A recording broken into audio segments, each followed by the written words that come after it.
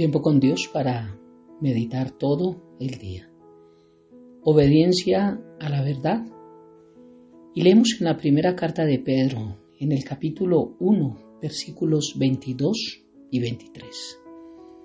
Y dice la palabra de Dios: habiendo purificado vuestras almas por la obediencia a la verdad, mediante el Espíritu, para el amor fraternal no fingido.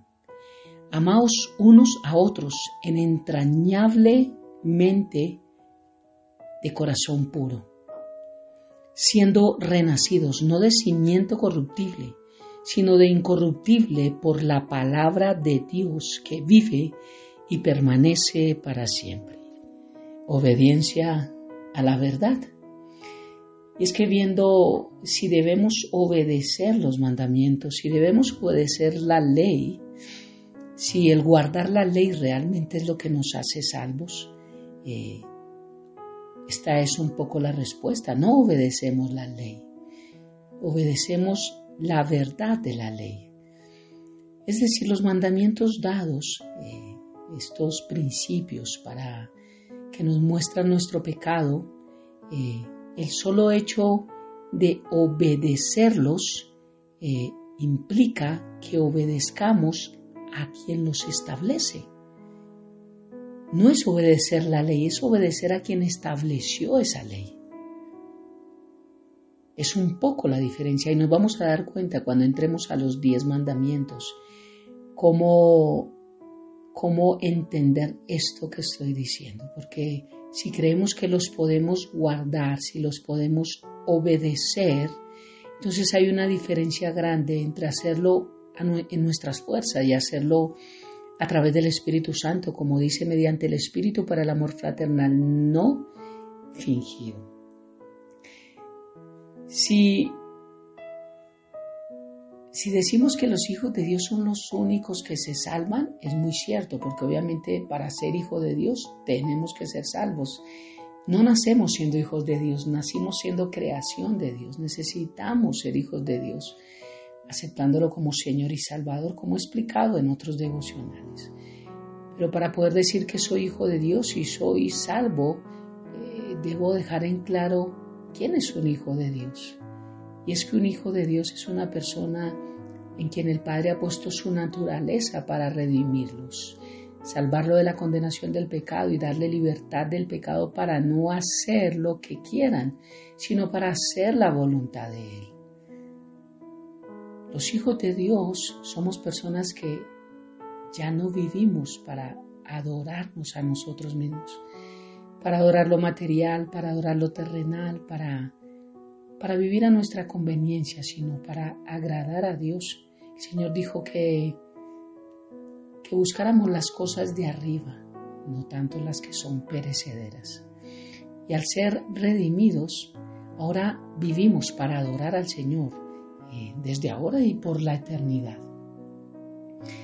Cuando leemos 1 Juan capítulo 3, dice: todo aquel que ha nacido de Dios no practica el pecado.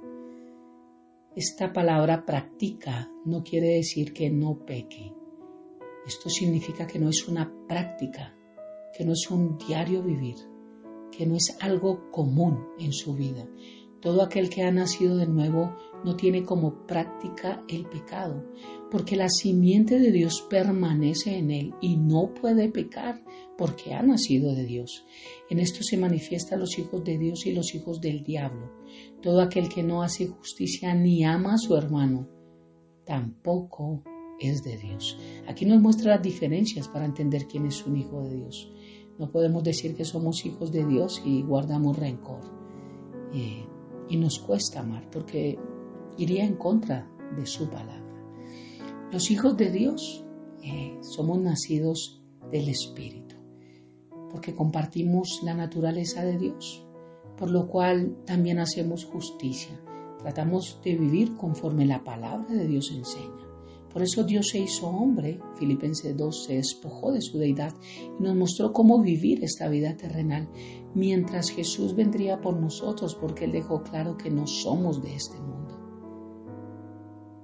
Practicamos el bien y el amor imitando a Dios, tratando de hacer lo mejor en nuestras vidas, aunque llegamos a tropezar. Gálatas 6:1 nos explica esto y Primera de Juan capítulo 3 también nos lo enseña. Primera de Juan capítulo 2 nos dice: hijitos míos, estas cosas os escribo para que no pequéis.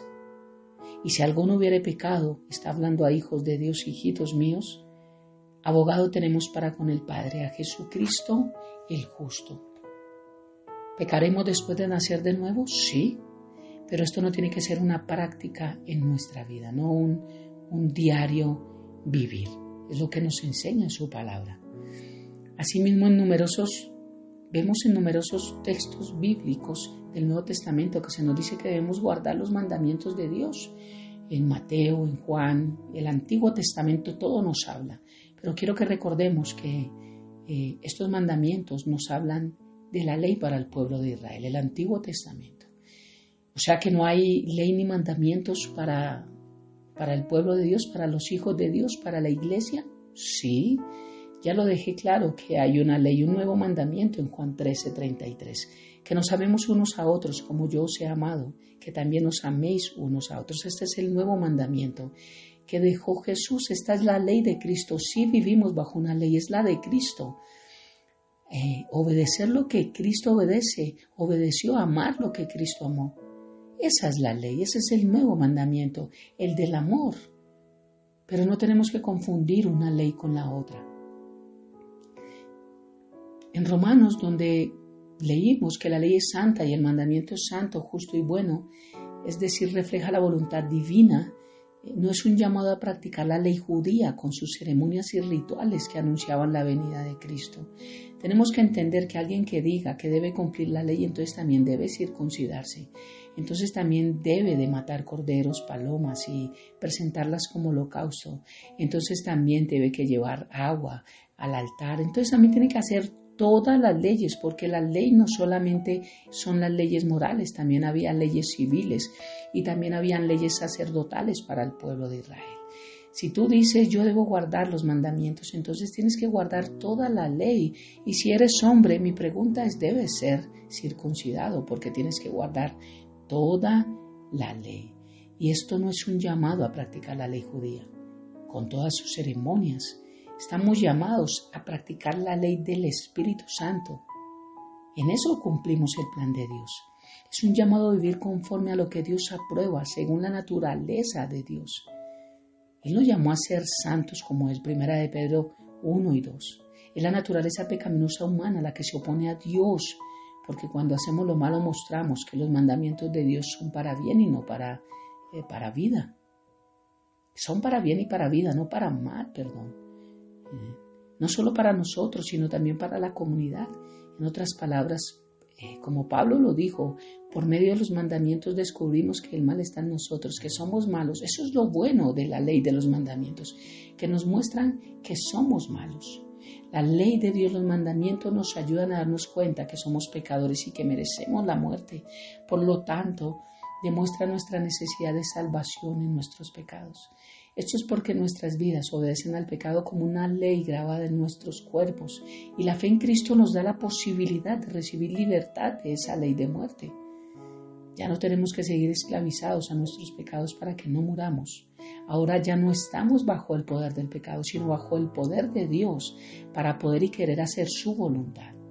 Es decir, para que en esta vida hagamos las obras de Dios.